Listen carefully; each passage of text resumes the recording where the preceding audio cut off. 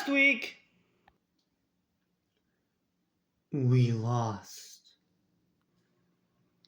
Tasting death for the first time in a while. As we lost to Zach Parrott, coach of the Exploding Whalers. And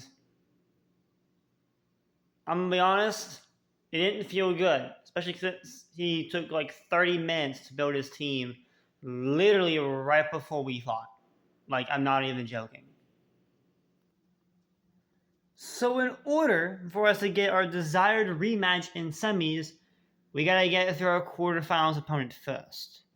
And our quarterfinals opponent is none other than Deadly Rose, coach of Very Deadly, an individual who we have a bunch of experience battling.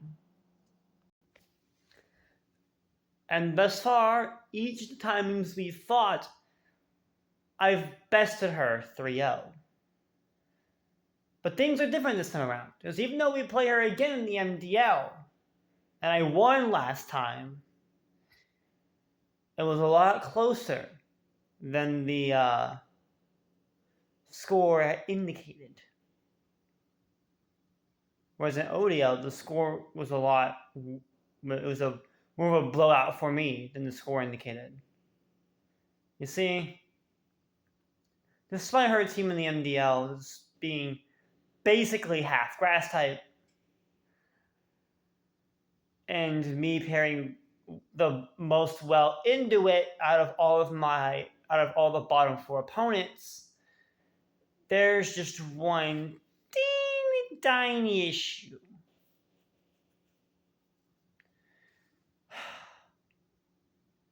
And that is her defenses. As you may remember from our ODL team, her defensive cores are always legit, and they're very hard to break. Of course, in high tier, I have the Pokemon able to do that. In low tier, though, it's significantly harder to get those breakers. Especially since my best Pokemon to fight her team are all special attackers, and her special walls are literally 2 Pokemon that I have never fared well against, like, ever. So it's like, I might be screwed.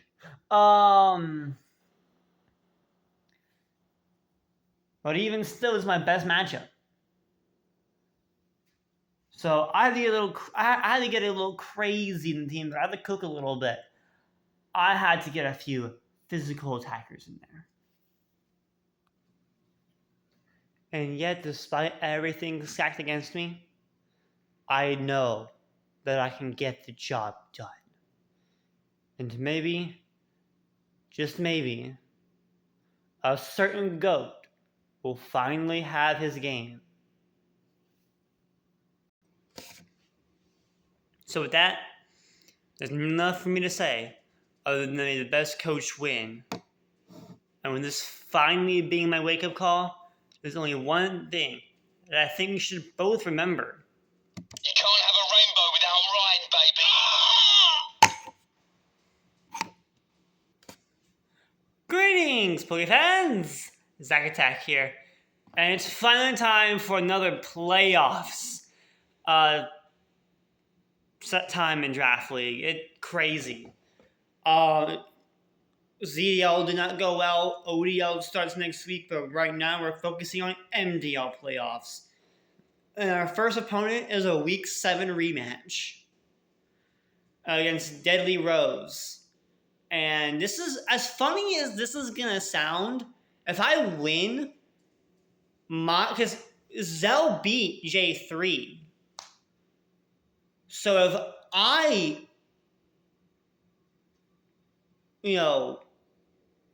win this, which I should, hopefully, God forbid, my next opponent will be Zell. And I never got to play Zell in the regular season. He was on my schedule for Week 1, but I never got to play him. So I'm hoping that maybe, just maybe, I can cook a little bit in the kitchen. Ha ha! But no, we'll see. Um, we shall see. But I think I can do it. I think I can do it. It's just gonna be a matter of like win this game. It's just a matter of what is she gonna bring. Because last time she brought, if I can remember all of what she brought, she got the Galena Kuno, the Cramorant, which is the most surprising bit out of all of them, the Rotom Frost, the Tinkaton, the Whimsicott, and then of course Ryan the Okie Dokie. So I don't really. The fact she only brought one of her grass types made Swampert life significantly easier, and made Venomoth's life a lot tougher because she doesn't. She has, I think, 4 grass types on that team between Whimsicott, Arboliva, Wuchien, and Brute Bonnet. Her scariest grass type is for sure Brute Bonnet, because it's a photosynthesis mon, it's a paradox mon. So that thing is going to be monstrous if it's got booster attack. Which is, and I'm not really sure what I'm gonna do against that. Although I do have counters for it. So I didn't. Spoiler alert! I'm not gonna say what I am not bringing. But out of the previous 6 that I brought in the previous game, it's a bit crazier, the team this time, because 4 of those Pokemon are completely new Pokemon that I did not bring the previous time, which is good for me because she is going to probably expect closer to the same thing. So and her team that she brought almost beat the team that I brought the last time. So I'm not expecting much change to her team. Now, I am expecting some other stuff on the other side. Some more like specially defensive walls. Arboliva, namely. Because Tinkaton is already bad enough. I hate that thing.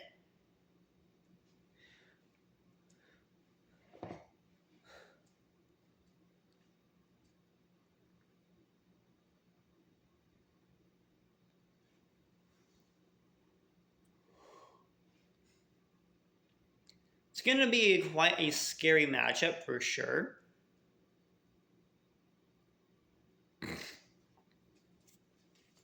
But I think I can get the job done.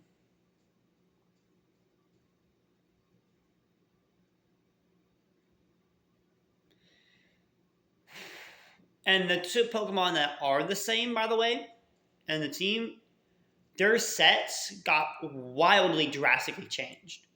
Whether it be like an EV spread or just a completely new move set. Like, I went all out.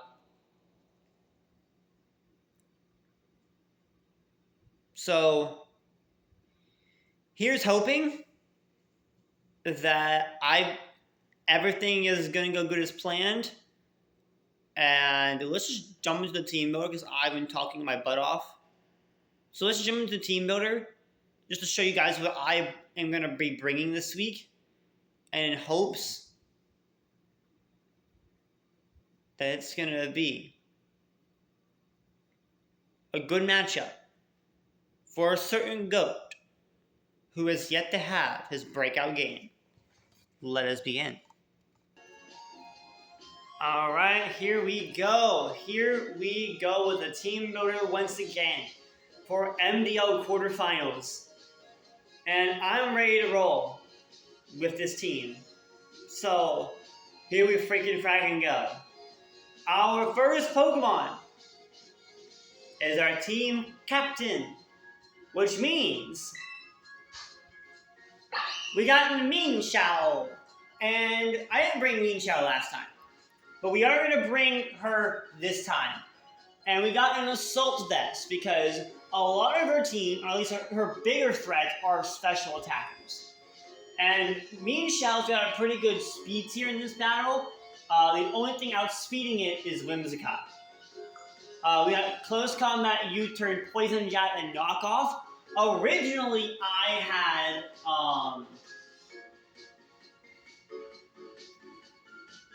had Fake Out on this set instead of Knockoff. But the reason why I changed it to Knock was so that way I had a way to hit Galarian Articuno in case it ever swapped in on me. And I could wear it down with like a few U-turns, force it out with Raichu, and then eventually I could, take it out with a knockoff. Or I can just use it to remove items from my opponent and make my life a little easier. Like an Assault Vest from Arboliva, the Focus Sash from Whimsicott, because I originally had Fake Out there to break said Focus Sash from the Whimsicott before killing it to fall into the Poison Jab. But either way, I'm getting paralyzed via Stun Spore, so not something I really want to risk. Because I think her Whimsicott set is like Stun Spore, Tailwind, Moonblast, but I don't know the other move. And that it could literally be anything. It could be Encore, it could be Switcheroo, it could literally be anything.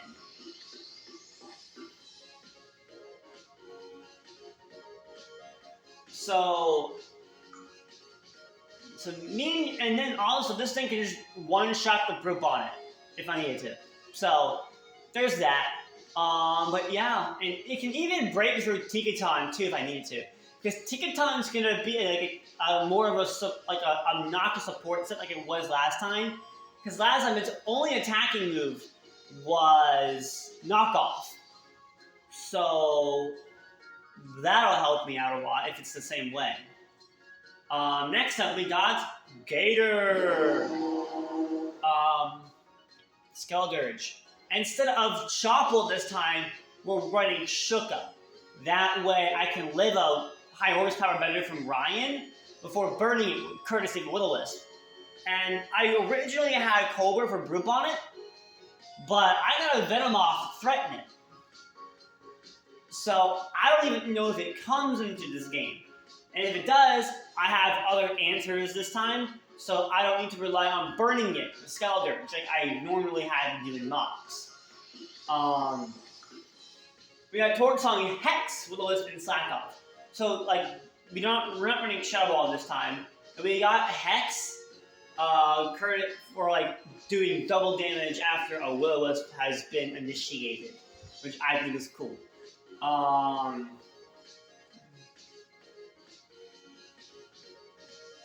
We also are doing Max Fizz Death this time, with a modest 4 invested Skeldurge. We're running Fizz Death instead of mostly Split Death and a little Fizz Death this time because I'm only running, spoiler alert, one screen on my next Pokemon. And being able to set and being able to live physical hits is always good. Now, to be fair, only true physical mons are Tinkaton, Brute Bonnet, and that's really the only 2 that I am even remotely scared of. And I got counters for those. I was maybe wondering why I'm really running Split Death on this thing. Most of that has to do with the Resist Berry, because Earth Power on Arb, or Unaware behind a light screen for Rotom Frost, or just some stuff like that. Or most of the special moves doing resistant damage to me, anyways. So that's the main reason why. So Skeldurge, good Pokemon in this matchup. Just hopefully not having Split Death on it doesn't bite me in the arse. Next up, Klefki, the Light Clay.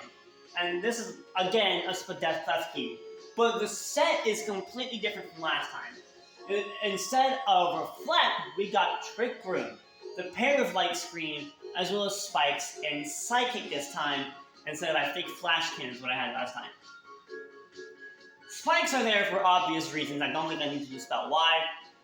Light Screen is there to boost my Spadef, and of course, Light Clay is going to make it last even longer.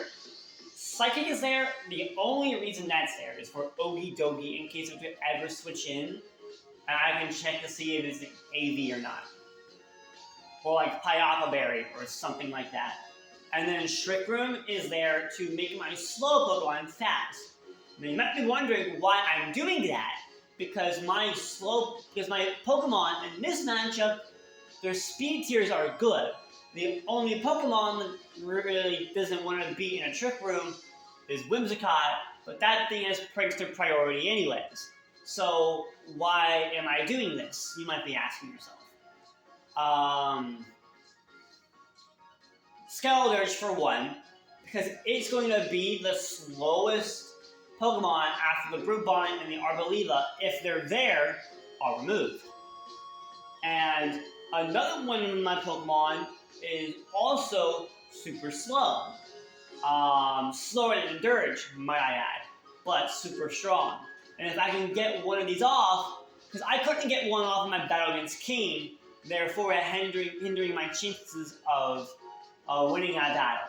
If I can get one off here, or two, oh my gosh, I could actually win this battle with just this thing being just one move. Just one move. And preferably before Klefki goes down. That way I have a Light Screen up, I have 2 Spikes up, I got a Trick Room up. Let me cook in this kitchen, alright? But that's like best case scenario. So we'll see if best case scenario does come to fruition. But we're going to move on to our next Pokemon.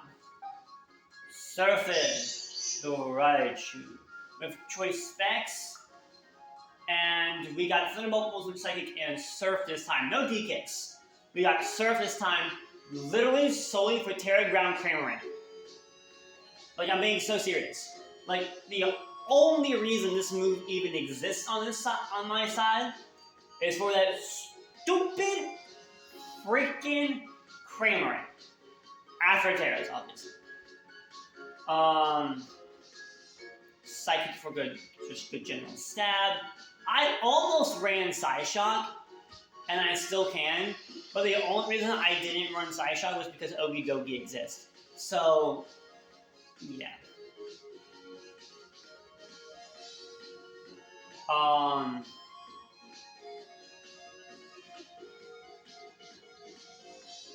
But this is going to be fun. This is going to be fun. Being able to do big damage, especially if her lead is Galarian Articuno, which it normally is. It just not have any ground types on her other side. So Electric Stab is just free. Hopefully I can catch something. If she does lead the Galarian Articuno, I can catch it with a Thunderbolt. If not, I'm faster than any of her other Pokemon. I can literally just Volt Switch out into something and just go crazy. Next up is Regidrago, the with safety goggles, with Dragon Dance, Earthquake, Fire, Fang, and Dragon Claw. Now you might be wondering, Zack Attack, what are you cooking, my guy? Because, and physical Regidrago, don't you normally run special? Yeah, normally, but Regidrago physical in this matchup is significantly better. Because special, like I said, there's a lot of special walls on the other side. And if I'm physical, I don't gotta worry about nothing. So D-Dance, Earthquake, Fire Fang, and Dragon Claw is my moveset. And Fire Fang is there for the grass types, Earthquake is there for like a Tinkaton and Ryan. Dragon Claw is there for normal good de facto stab.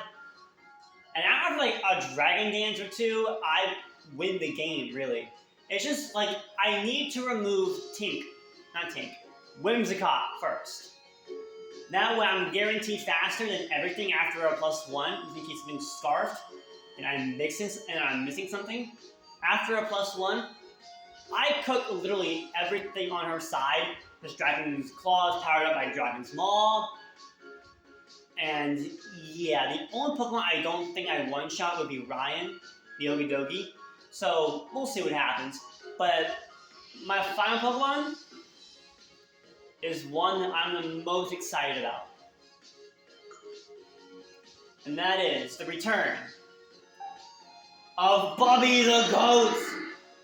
Bubby returns once more with Terra Rock, Sheer Force Life Orb in this household, with Rock Slide, Earthquake, Fire Punch, and Iron Head. Bubby the Goat, with max HP, max attack adamant.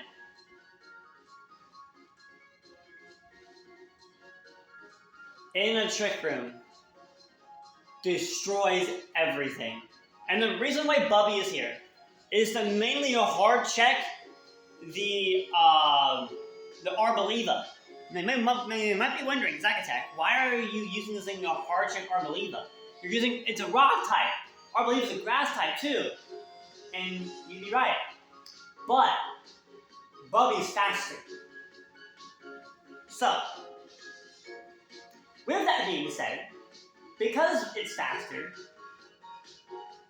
Terra Rock, Rock Slide, O-Codes. Fire Punch also O-Codes free Terra, but if she is her Terra, it is one of her Terra captains, which is Grass, Fire, or Fairy, likely Fairy in this matchup. So Iron Head is there to take that out if it is already terastallized. Earthquake, when the Grass terrain is not up, nukes a lot of things, mainly the tank. The only reason Earthquake is there is for the tank. Other than that, we're either clicking Rock Slide or Iron Head or Fire Punch most of the time. The only time I'm not clicking Rock Slide is if I know there's another move on my side that it kills regardless, courtesy of Sheer Force Life Orb, and it's super effective and won't miss. Doesn't have a chance of missing.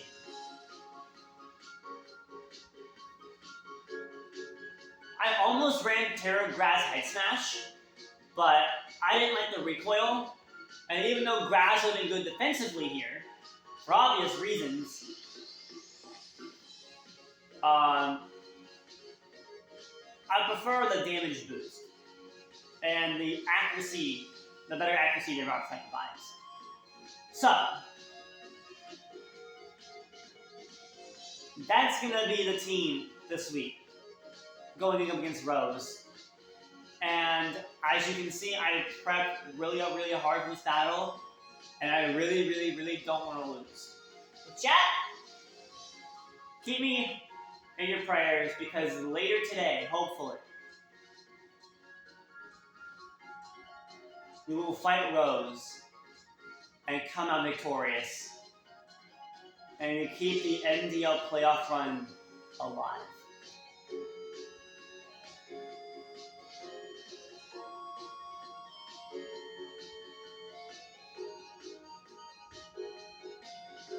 Well now,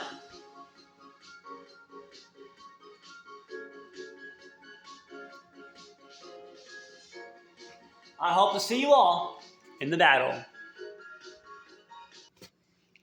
And that's the team going into the MDL quarterfinals match. I'm nervous for this battle, I won't lie, but I feel like my prep is good enough. So, if I'm victorious, Zell, you're next on my list. And I'm going to get revenge for that Iron Valiant Nightmare. Swear to God, if I see Toxic Spikes on their side. I'm going to see y'all around in the next one. And remember that I am your head coach, Elixirs. My name is Zack Attack. I hope you have a glorious day. And I will certainly see you all on the flip side. Peace!